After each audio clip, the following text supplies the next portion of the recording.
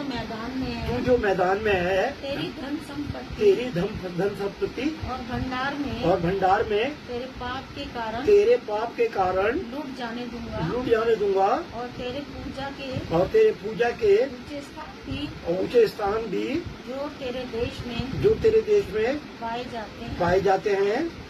आगे, तू अपने ही दोष के कारण अपने उस भाग का अधिकारी न रहने पाएगा जो मैंने तुझे दिया है। और मैं ऐसा करूँगा तू अनजाने देश में अपने शत्रुओं की सेवा करेगा, और तू अपने शत्रुओं की सेवा करेगा, क्योंकि तूने मेरे क्रोध की आग ऐसी भड़काई है, जो सर्वदा जलती है। जो क्या है कि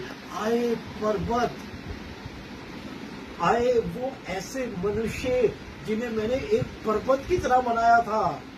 क्या हुआ कि जब तू ये पाप में गिर गया ना, तो मैंने तेरी तमाम जो संपत्ति थी, जो तेरे अंदर तमाम गुण थे, जो तमाम तूने अपने खजाने जमा कर रखे थे, मैंने क्या करे, परायों को लुटवा दिया तेरे को मैंने। क्योंकि क्या हुआ कि तू पाप में गिर गया, तू विश्वास से भटक गया। जब तू विश्वास से भटक गया तो क्या हुआ, तू पाप में चला गया। और इसलिए मैं क्या करूंगा कि तमाम तुम्हें सबको ले आकर एक परदेशियों के हाथ में दे दूंगा। किनके हाथ में दे देगा? खुद अपने हाथ में रखेगा।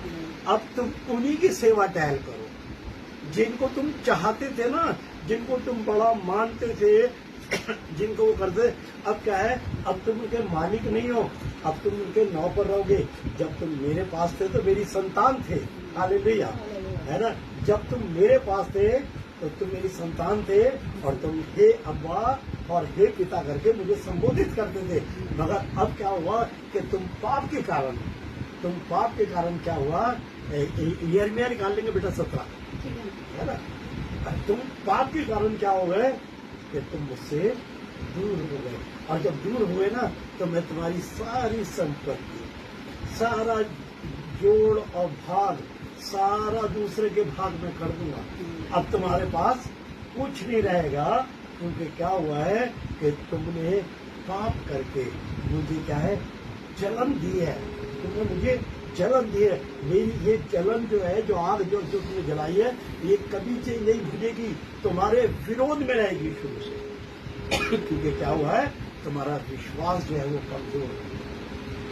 आप और मैं अगर किसी भी चीज को, ये जो पूजा और सारी बातों की जो बात आती है ना, ये कहीं किसी उसकी बात नहीं हुई। हम खुदा से ज्यादा अगर किसी को भी प्रेम करते हैं, वो कोई भी चीज, संतान, पति, धन, घर, ये सारी जितनी भी हमारे जीवन में खुदा से ज्यादा अगर किसी को भी अगर हम महिमा देते हैं, तो हम बुत पूजक हैं। समझ रहे?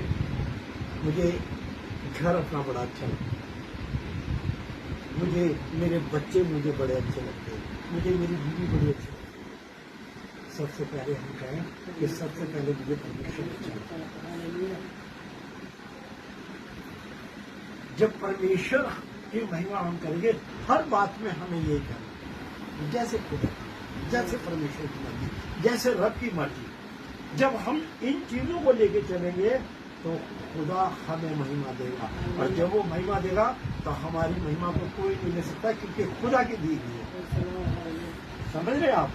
इसलिए हमें सबसे पहले हमें कभी किसी बात पे भरोसा, किसी बात पे घमंड, किसी बात को नहीं, हमें घमंड करना है तो परमेश्वर पे करना है, भरोसा रखना है तो परमेश्वर पे रखना है, उसके बाद ही होना। क्योंकि जब इंसान परमेश्वर से अपना विश्वास कम कर लेता है और दूसरी जगह ज्यादा विश्वास लगाने लगता है, तो फिर ये क्या कर रहा है, हमारा वचन बता रहा है कि तूने क्या करा है कि तेरा पाप जो है ना, तेरा पाप जो लोहे की टाकी से लिखा जाएगा, हीरे की नोक से लिखा जाएगा। समझ रहे? जो कभी नहीं मिटेगा, किसी भी तरीके से मिटाओ, वो पाप कभी नहीं मिटेगा, जो खुदा लिख देगा।